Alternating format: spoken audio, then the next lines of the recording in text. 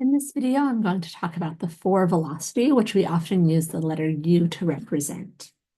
So in relativistic theories, if we're thinking about the velocity of the object, velocity is distance over time. And in a particular reference frame, if you want to measure the velocity of some object, that's not too hard. You have some coordinates for time and position that you choose, and you can calculate the object's velocity. But as soon as you try to go beyond that and start thinking about, okay, well, if that's the velocity in my reference frame, what's the velocity in someone else's reference frame? Things get kind of confusing very fast because we know space is contracted, time is dilated when we move into boosted reference frames. And it gets really complicated. So the 4 velocity is going to be something that we'll define, which will be very useful and nice, and make things a lot simpler and clearer when we're talking about the velocity. So the 4 velocity is going to be a 4 vector. So again, this means this is one of these nice 4 component objects that transforms in exactly the same way as our displacement 4 vector transform. So we just simply apply our Lorentz transformation matrix for the particular transformation that we're talking about to our 4 vector to find what the velocity looks like in another frame. So how are we going to define this 4 velocity object? Well, we can imagine starting with our coordinates, and I should put time first, time, and then our 3 spatial coordinates. So we can measure, for instance, the position of an object at some particular time and space in our reference frame from which we're observing the object. And we can choose to parameterize the position of this object as it's potentially moving using the proper time of that object, tau, which again, we usually use the Greek letter tau for proper time. So we're going to choose to parameterize the space-time coordinates of our object using its proper time. And again, proper time is this really nice time that we define, which is invariant when you transform to different reference frames. So here we're choosing to parameterize our world line with some object which is invariant. So if we move to different reference frames, the coordinates of the object will transform, but this tau, this proper time that we're parameterizing the world line with, will stay the same. And so then we can calculate a velocity of this object by simply taking the derivative of these coordinates with respect to proper time. So this is how we're going to define our 4 velocity u. It's simply going to be the displacement, taking the derivative of the displacement with respect to proper time. So again, this is the 4 component object. So we have now dt, d tau, dx, d tau, dy, d tau, and dz, d tau. Right, so before we were saying, okay, velocity is this object that depends on space and time, and both space and time are changing as we move between reference frames. But now we're parameterizing with proper time, which is this quantity which is invariant. So now when we transform this object, we only have to worry about t, x, y, and z transforming. We don't have to worry about the tau transforming. So these are going to be our 4 components, and we can write them as u, t, u, x, u, y, and u, z that define our forward velocity.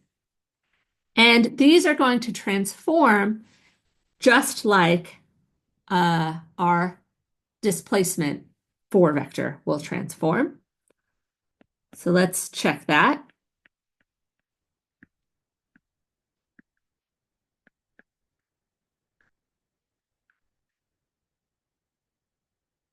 So if we know the 4 velocity in some coordinate or in some reference frame, and we want to find it in some primed reference frame, I'll write it u prime t, u prime x, u prime y, and u prime z. So we're assuming we're given the 4 velocity in some unprimed reference frame, and then the primed reference frame is we want to calculate what the 4 velocity looks like in that. Well, this is going to be dt prime d tau, dx prime d tau, dy prime d tau, dz prime d tau. Where notice I don't have to put primes on my tau because, again, proper time is this thing that's invariant. So only t, x, y, and z are going to transform. And we know how those transform. Those transform with the Lorentz matrix. So this is going to be, so again, here I'm going to use the example of a boost in the x direction. This is going to be equal to our Lorentz transformation matrix, which again, this is the specific matrix for that particular transformation. We have similar but different matrices for different types of transformations. This is just to give us something really explicit to write down. We just apply that to our 4 velocity in the unprimed frame.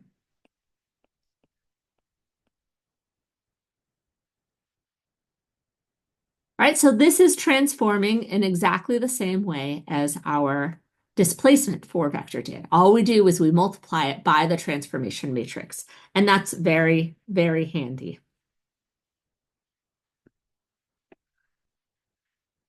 So this 4 velocity seems maybe a little unfamiliar and a little new, so it might be nice to relate it to a more familiar concept of velocity.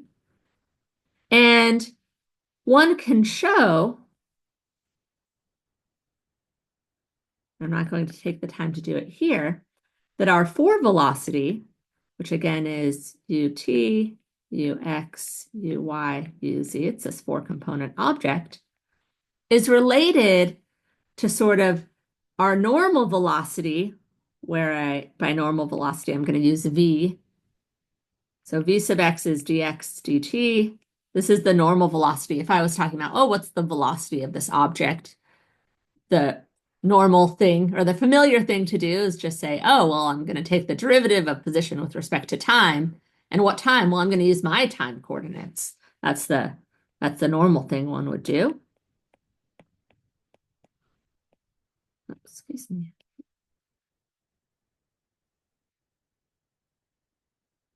This is sort of the more familiar idea of velocity.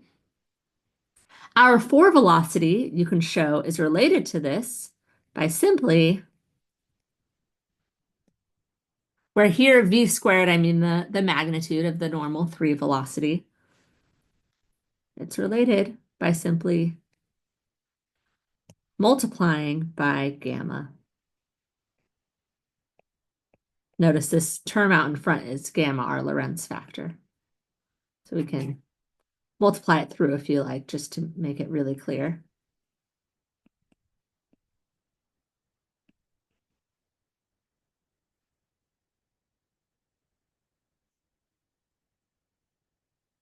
Again, I'm not showing this here. Just telling you this as a fact.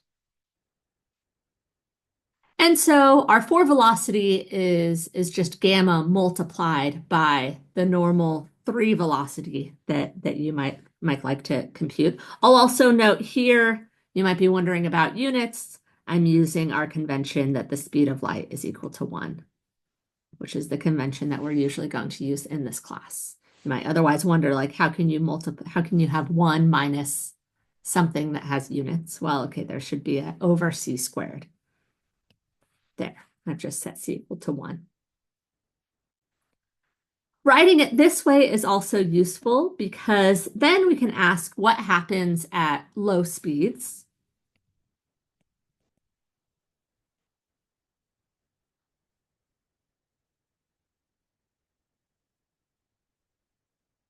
And by low, of course, I just mean low compared to the speed of light. There, you can show u and I should just do little tildes, is approximately 1 v sub x, v, y, v, z. So it just sort of reduces to 1 and then our normal 3 velocity when we're at low speeds. So then it becomes something really familiar. And then the last thing I want to note, so we've discussed that the dot product of 4 vectors is a Lorentz scalar, and these are really nice quantities to deal with because they are invariant.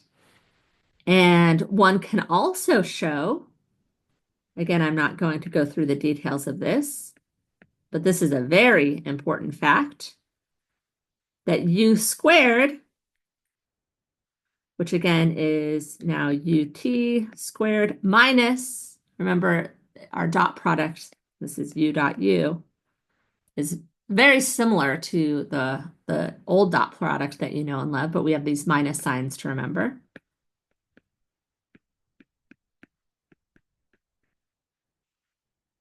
One can show that this is equal to 1. Sorry, it should say equal to 1. My iPad's being silly.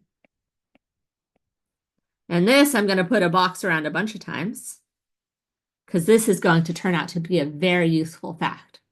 All right, take a minute to think about what I just wrote down. Again, I didn't prove it for you. I just sort of wrote it down. The 4 velocity squared for any object is going to have that u dot u, 4 velocity dot 4 velocity of any object is equal to 1. It doesn't matter what reference frame you're in. This is a Lorentz scalar, and it doesn't matter what object you're looking at. This is going to be true for all objects, and it is going to be such an incredibly useful fact. I can't stress it enough. So be sure to write that. This is, again, a general thing. I'm not talking about a particular reference frame. I'm not talking about a particular object. This is a totally general fact. So this is where we're starting to see how these 4 vectors are such incredibly useful objects. All right, thanks.